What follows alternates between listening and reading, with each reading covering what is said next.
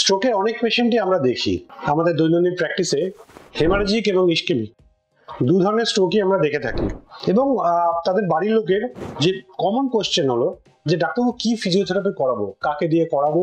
তাদের common question হচ্ছে যে আমাদের রোগীর তো হাত এবং পা স্টিফ হয়ে যাচ্ছে, আমাদের রোগীর কাঁধে ব্যথা করছে, কি করব, কিভাবে ফিজিওথেরাপি করাবো বা দিনে কতবার করে করাবো, এবং কিছু অল্প অল্প ফিজিওথেরাপির টিপস আপনি দিন যেগুলো করলে কিন্তু আমাদের রোগী অনেকটাই ভালো থাকবে বা আবার স্বাভাবিক জীবনে অনেকটাই এগিয়ে যেতে পারবে। তো সেই জন্যই আজকের এই ভিডিওটা বানানো।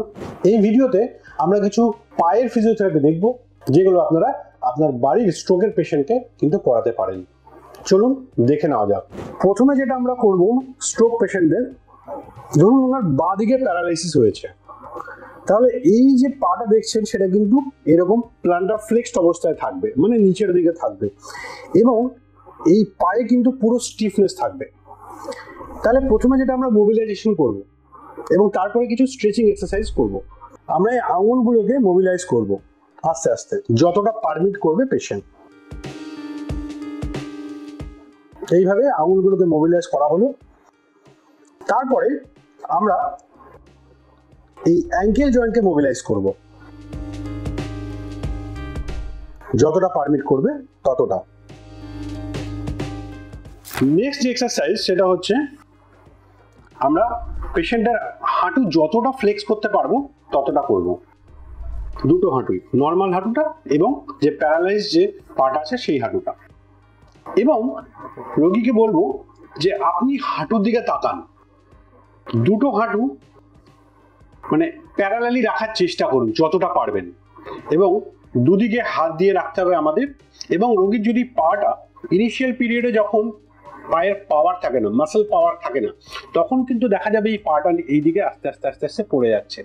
তখন রোগীকে বলতে হবে যে আপনি চেষ্টা করুন, মানে আপনার ব্রেনে আপনি ইম্পালস জেনারেট করুন বা সিগন্যাল পাঠান, যাতে এই পাটা উনি আস্তে আস্তে আস্তে আস্তে আবার আগের স্থানে নিয়ে যেতে পারেন, মানে অন্য পাটা যেখানে আছে মিড লাইনে। তো এইভাবে যে পেশেন্টের ইচ্ছা শক্তির উপর নির্ভর করে কিন্তু আমাদের এই যে মাসেল পাওয়ার সেইটা কিন্তু জেনারেট করা সম্ভব।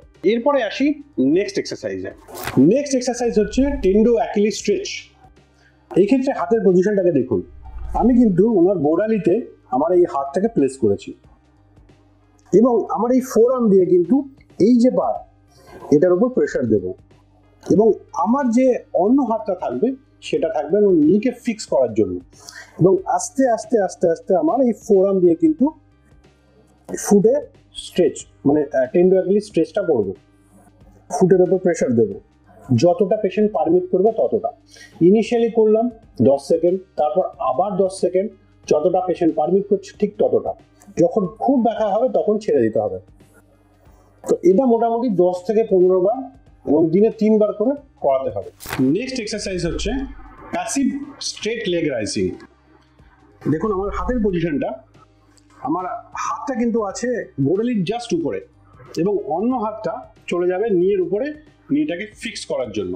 তারপর আস্তে আস্তে আপনি পাটাকে মোবিলাইজ করাবেন এবং দেখুন আমার কাঁধের উপরে ওনার পাটা চলে এসছে এবং আমার হাতটা কিন্তু অন্য হাতটা নিয়ের উপরে আছে। এবার আস্তে আস্তে যতটা আপনি পারবেন সেটাকে উপরের দিকে তোলার চেষ্টা করবেন। মাথায় রাখবেন অযথা স্ট্রেস দেবেন না, অযথা বেশি এক্সারশন দেবেন না, ঠিক আছে? তো এইভাবে কিন্তু আমরা এই স্ট্রেচটা করতে পারি। আবার আস্তে আস্তে নামিয়ে দিন। নেক্সট এক্সারসাইজ যেটা আমরা দেখব সেটা হচ্ছে হিপের এক্সারসাইজ। এটা করার জন্য আমাদের যেটা করতে হবে যে নিটাকে ফ্লেক্স করতে হবে এবং হিপটাকেও ফ্লেক্স করতে হবে আস্তে আস্তে, যতটা পারবেন। এবং তারপরে এটাকে একটু রোটেট করতে হবে।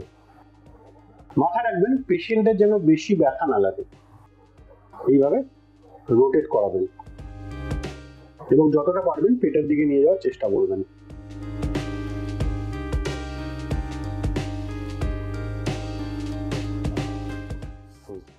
নেক্সট এক্সারসাইজ হচ্ছে গ্লুট ব্রিজ। সেই জন্য দেখে নিন আমরা দুটো হাঁটুকে ফ্লেক্স পজিশনে নিয়ে এসেছি এবং তারপরে পেশেন্টকে বলবো আস্তে আস্তে করে কোমরটা তুলুন। ব্যাস, এইটা দেখতে হবে যে আপনি নিচ দিয়ে হাত পাস করতে পারছেন কিনা।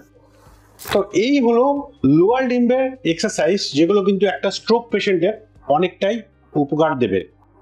তো আশা করি বোঝাতে পেরেছি কোন কোন এক্সারসাইজগুলো আপনারা করাবেন আপনার বাড়ির স্ট্রোক রোগীকে।